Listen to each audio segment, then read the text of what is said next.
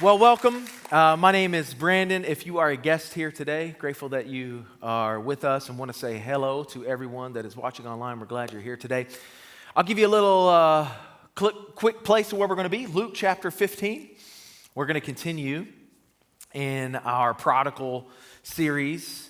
Today we're going to talk about a different character in the Bible. You know what I love to hear is that when we said Luke chapter 15, I heard like pages moving, and that's like actual Bibles, you know what I mean? As opposed to like the screen thing, which is what I use, but I love to hear it was like the pages. I love that.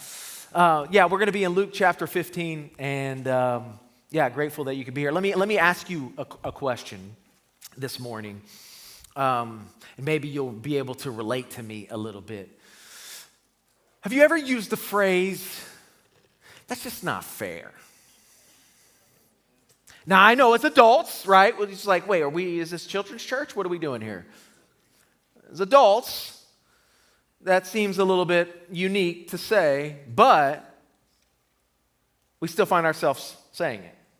Or, if we don't say it, we for sure can feel it. And if we don't feel it, like we are probably believing it at some point in our heads. I can remember moments of my life where I just kind of felt like, man, like this just doesn't seem very fair. Let me break fair for you here. That's not fair. Why does fair matter so much? Well, it's built into us. Nobody has to teach a kid to say or feel like that's not fair. And anybody who has ever had children before can agree with me and say, amen. And if we're honest, adults just dress it up in different words. We may not stomp around on our feet, but we still feel the same sting when life tends to tilt in someone else's direction. I'm going to let you in a little bit on me, okay? I wasn't the best student in school, okay? Now, I did my homework, kind of. I studied for my test, partially. And I showed up, and I expected to do well. Now, I kind of sometimes feel like I got two gifts, right? Like the gift of gab, and one of them, right? But also, like sometimes I feel like when I've had enough coffee, like I can be a little bit winsome. That's up for debate maybe this morning. I don't know how you feel about that, but so what I practiced at was not so much about studying, but how much I could try to win my teacher over, so that if there ever came a time, come on somebody, I know y'all know what I'm talking about, where I might need to utilize that relational leverage for the fact that I didn't do so well, that I could say, hey, come on now, miss, or mister. You remember? I always loved, we're going to see the two types of people in this room today. I always loved when we would take tests. Like, who likes to take tests? I'm kidding. I hated taking tests. I would be prepared, kind of. And the test would happen, and then the teacher would grade it, and then she would give the tests back. And when she gets it back, there's two types of people. The people who made a good grade, and the people who didn't make such a good grade.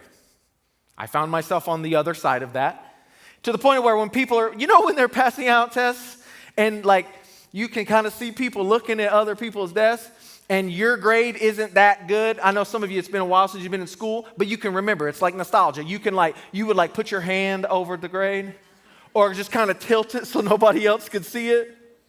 I had this one teacher that she always curved the test grade. I love that teacher. For those of you who are unaware, you curve it to the highest amount, which is 100. So whoever gets the highest, 92 if you will, you get 100. And if you were like me, you made a 72, you get an 80. Now, I know that some of you are sitting here in this morning, and what are you thinking to yourself right now? Well, that's not fair. What about the person who studied so hard, 18 hours of preparation, and went from a 92 to 100? Congratulations, you stayed at an A. But what about the guy who prepared kind of, got a 72, and he went from a C to a B? Now, I'm not encouraging anyone in here today to not put effort into your schooling. Do not walk out of here and say, I said that. But what I am doing is building the tension of what it feels like sometimes. Well, that just doesn't seem right. Something is off here. This doesn't feel fair. We all love to measure fairness. Kids, teens, sports, adults do it too. We just do it in more sophisticated ways. In all areas of our life, we think in terms of what is deserved, what is earned, and what is owed. Here's where we struggle, because we judge people based on two different ways. We judge people based off of our intentions and then their actions. Well, we both do the same thing, but I meant well, and they acted out. You can find this in almost every area of life: work, ministry, school, relationships, friendships. We judge ourselves by our intentions, and we judge others by their actions. And that, friends, is where entitlement lives, and where a religious, everybody say religious, a religious spirit thrives. It looks faithful, but if not careful, what happens is it begins to resent grace. Because, friends, grace isn't fair. The Bible says in Ephesians chapter 2, verse 8 and 9, that grace is a gift. Is a gift that is what? It is not earned, and it is not deserved. You can't do anything to work for it. You can't do anything to strive to get it more. That grace is freely given to everyone in this room. The Bible says the just and the unjust alike. And here's what can happen in the tension of fairness of grace is we find ourselves wrestling what our preference and what we think as opposed to what He has declared. This is the tension that we will hear about in Luke chapter 15. But have you ever noticed, and maybe you can hear it a little bit this morning, but I typically leave my phone in the back because my phone goes off a lot. And it's always kind of giving me, I even turn off notifications sometimes, and somehow it's like sneaks its way through, I have two children, for those of you that don't know, a 9-year-old, soon to be 10, and a 12-year-old, soon to be 13. Thank you. Pray for me. I would appreciate that. This phone can be a distraction, okay? You work from it, you catch emails from it, you socialize from it, you order from it. You do everything from these phones. You take pictures of your food from it. I mean, come on. It's like the weirdest stuff. We've all done it, I think.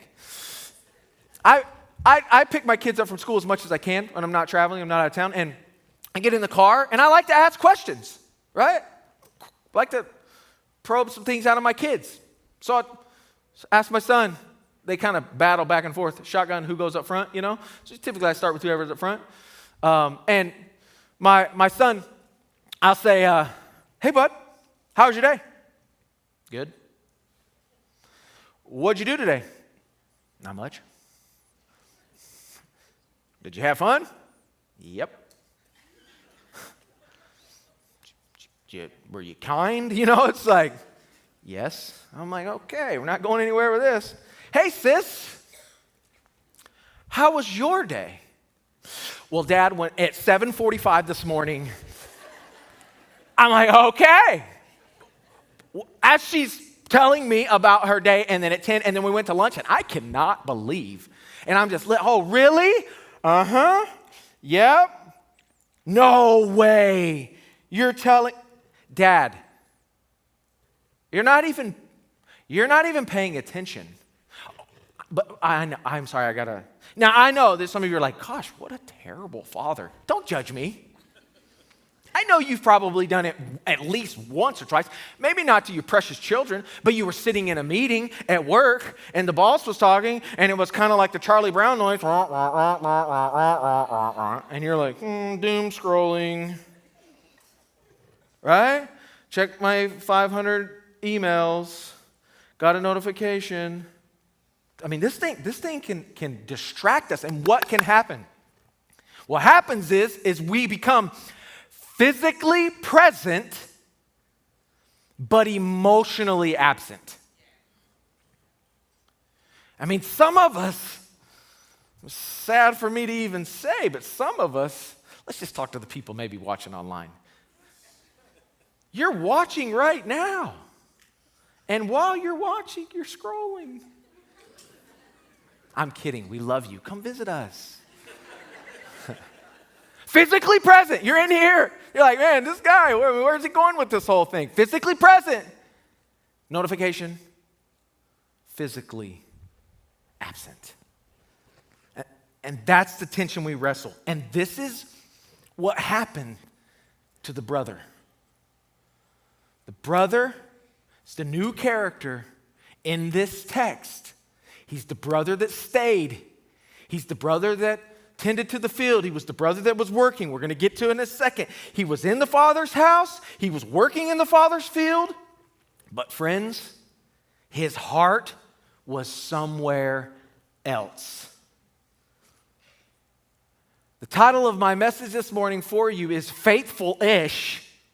And friends, faithfulish looks like loyalty, but hides resentment.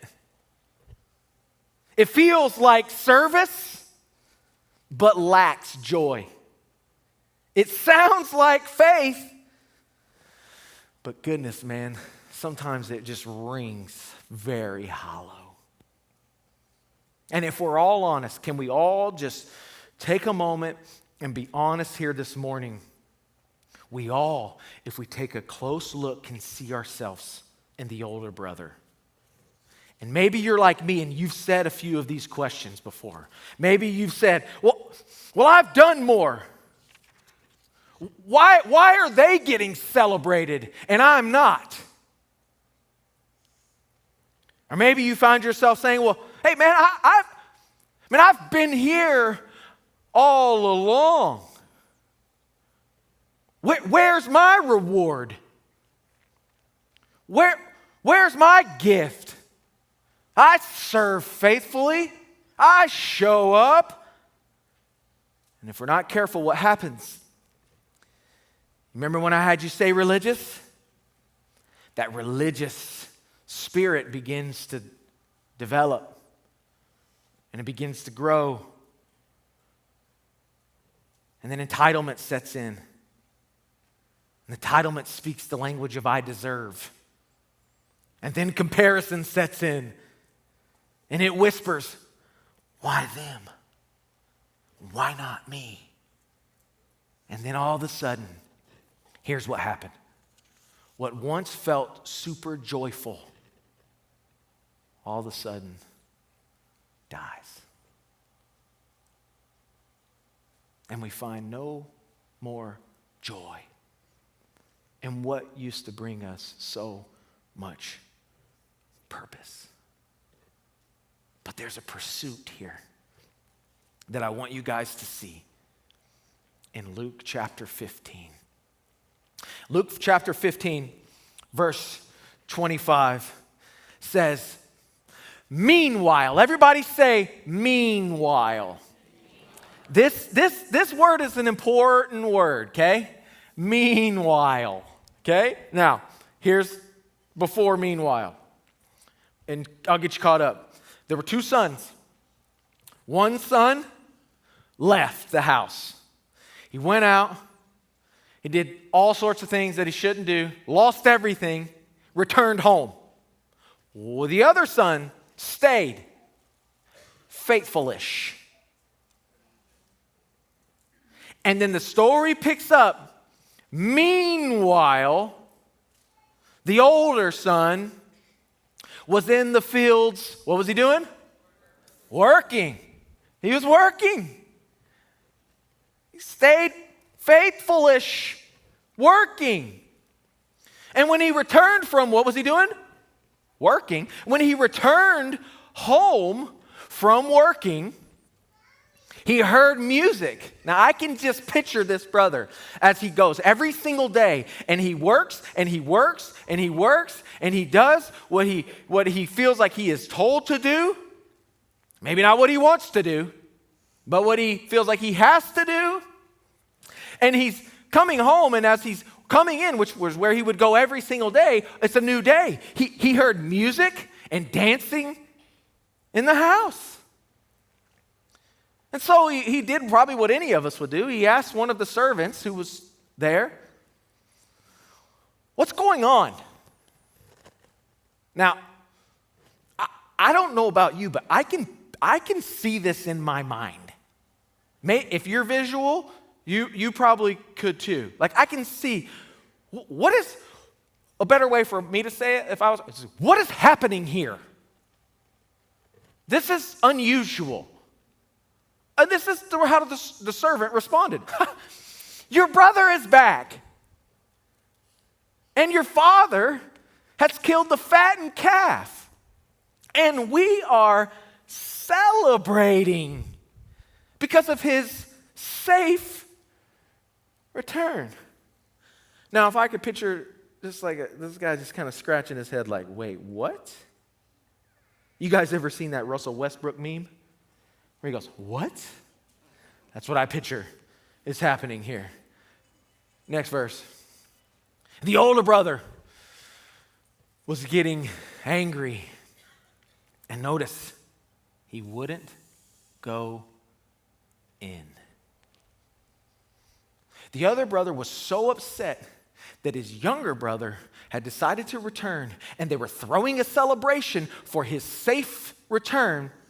And because of entitlement and because of comparison, he would not even go in to enjoy what was taking place. His father came out. Notice, his father came out and begged him.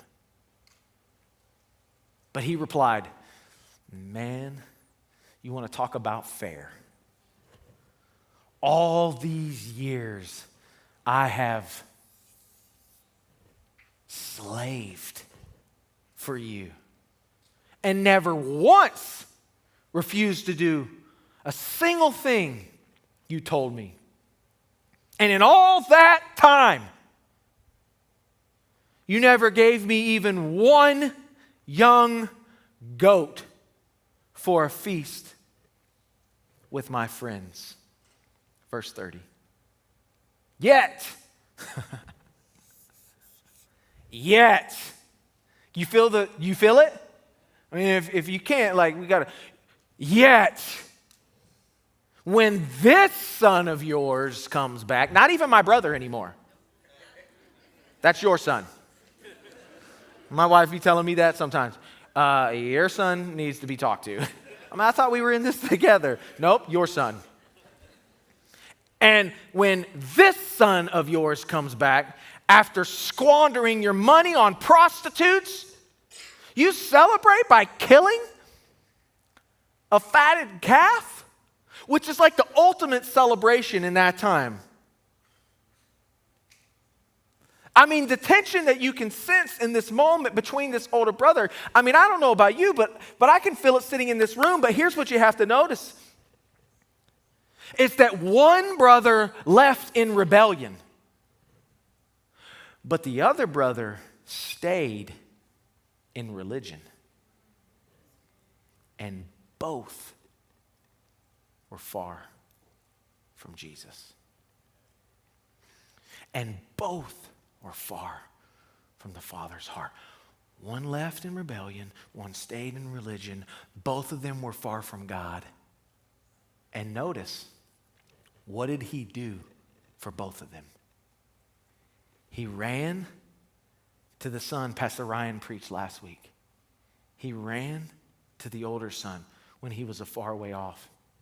But friends, he went out to the one who stayed, but he stayed with all the wrong reasons. And both of these were in the wrong space. I jotted down a few thoughts this week of some of my personal takeaways from this text. I'll put them on the screen. Rebellion takes you far from the Father's house, but religion can keep you close to the house, but still far from the Father. One son ran from the Father by breaking all the rules. The other by keeping them for all the wrong reasons. Lostness is not about location, but about relation.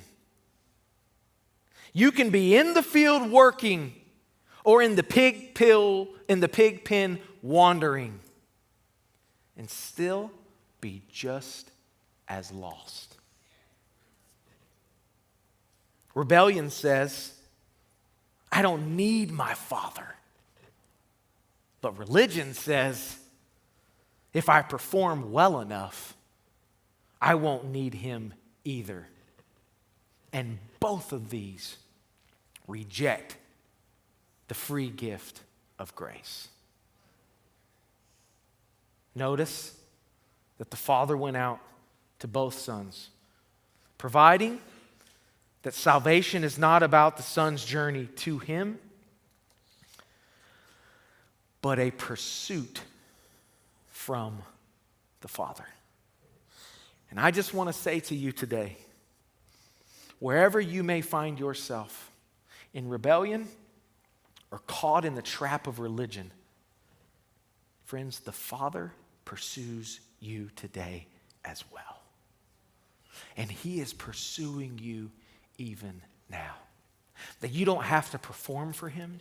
You don't have to do more for him. You don't have to strive to get him to love you more or less. That he loves you where you are, as you are, for who you are. And he will take you right here in this moment because you are a son of the living God. Male, female. No age separates you. No background separates you from the love of the Father. There are three underlying issues in this text of faithful-ish. The three underlying issues of faithful-ish. Notice, ish. I don't want to live faithful-ish. In fact, we sang that song this week, faithfulness, faithful now. But because I was preparing for this message, I found myself saying, faithfulish, faithful now. No. That's not what we're talking about. Faithfulish. 3 underlying issues. Number 1, resentment. Everybody say resentment. Resentment. Resentment is the silent poison of the heart. It is anger stored up over time, often disguised as disappointment or fairness.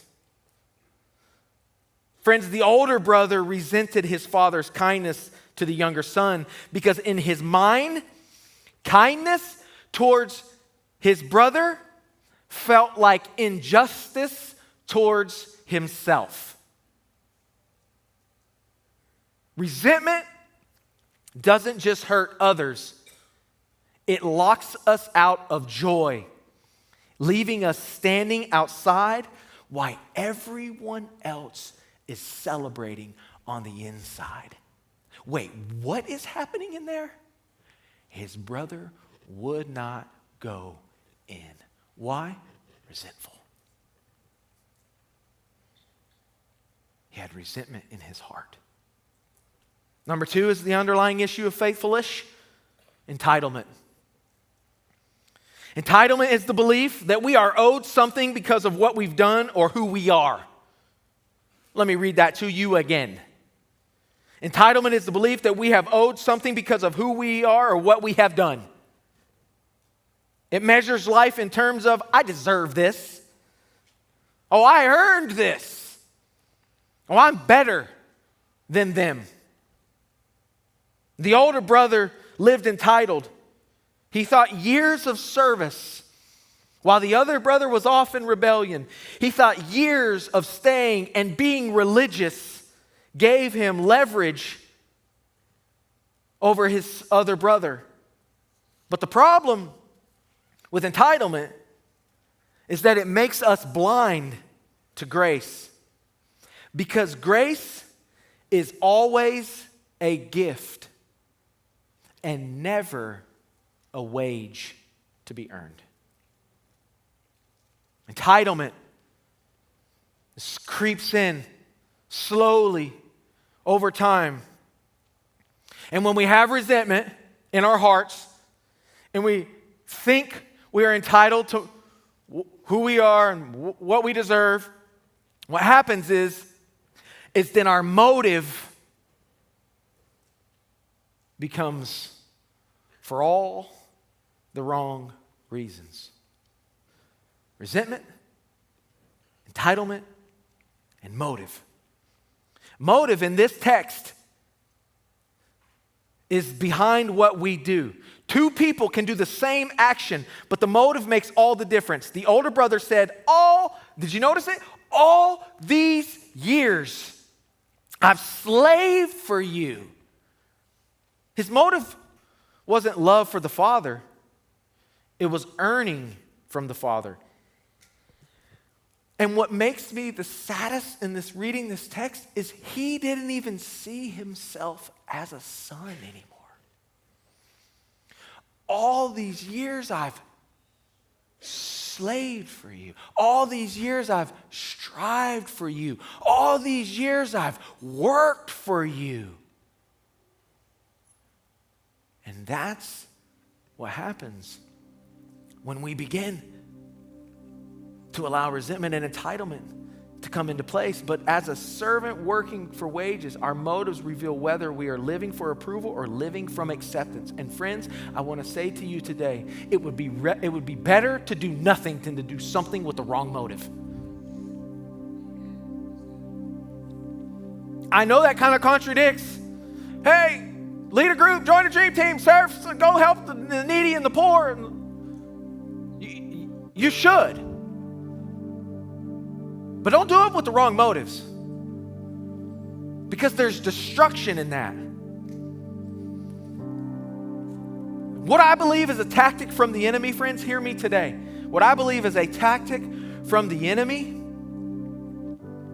is to get you not to struggle with your perception of God and who he is. It's to just lull you to sleep in thinking that you're doing something for other people, but you're really doing it with all the wrong motives. Notice, resentment, entitlement, and motive start R-E-M. Now, I've never done a sleep study. And I know there are people that track their sleep, when they can hit their REM sleep. To be honest with you, I'm not even sure I even understand what REM sleep means. Except for I just know that you're deep in it for a period of time. And the same can be true about religion and what the enemy wants to do for you. Is he wants to lull you into a deep sleep of resentment and entitlement and all the wrong motives. So you keep showing up, doing what you're doing, but as a servant or a slave and not as a son of the living God. And then you find yourself, when other people are lifting up their hands and saying yes to Jesus, you're going, wait a second. We're doing what for them? And grace disrupts religion. So what we have to do there is, if these are the three underlying issues of faithful-ish, then we got to replace resentment. We got to replace entitlement. We got to replace motive. And then what should we replace it with? Well, how about we do this? How about we release resentment?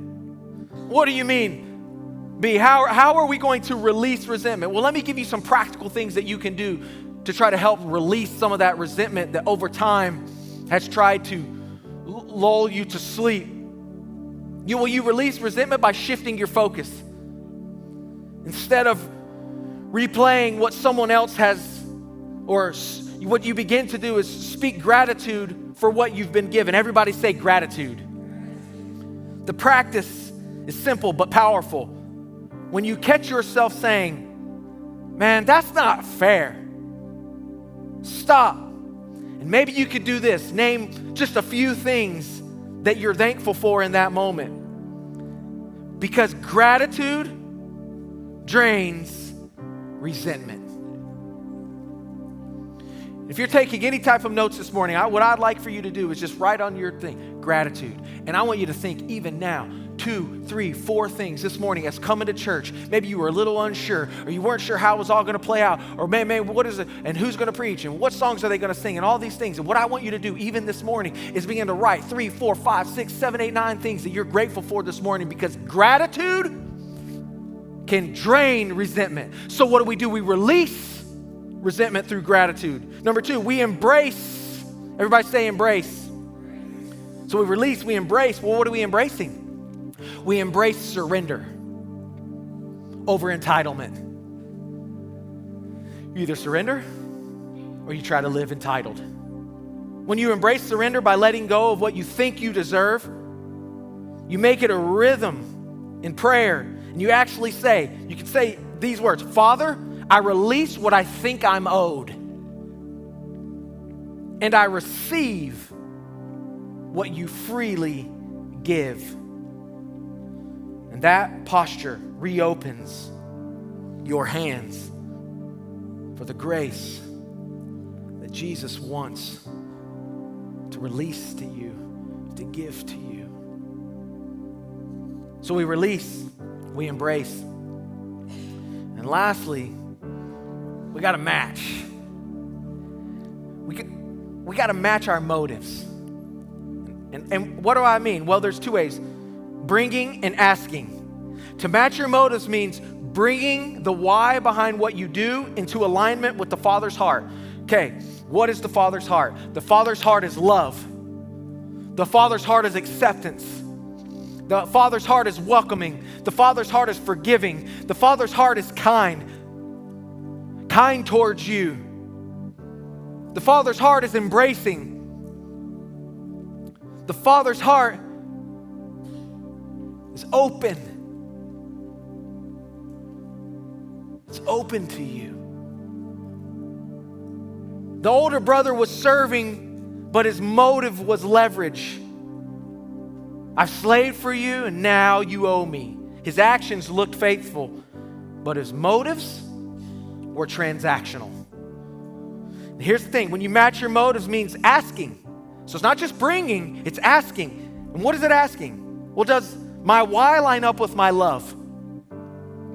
Is what I do line up with the love that I have?